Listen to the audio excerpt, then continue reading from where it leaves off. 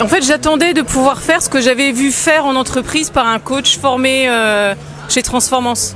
J'avais trouvé ça super efficace. On était dans une situation hyper compliquée et il nous a beaucoup aidés. Et donc je me suis dit, c'est ça que je veux faire et c'est pour ça que je suis allée chez Transformance. Ce que j'en attendais, c'était un diplôme reconnu.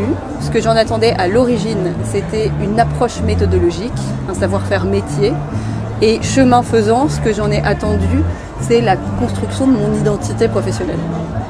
Ce que j'attendais de la formation, pour moi, c'était de sortir avec un bagage assez fort, assez puissant, pour me sentir légitime dans le métier de coach. C'est-à-dire, je faisais déjà du conseil, j'étais déjà indépendant avant de me lancer, et je sentais bien qu'il me manquait une dimension qui m'attirait énormément, très en lien avec l'humain, que j'arrivais pas forcément à mettre en œuvre dans le conseil.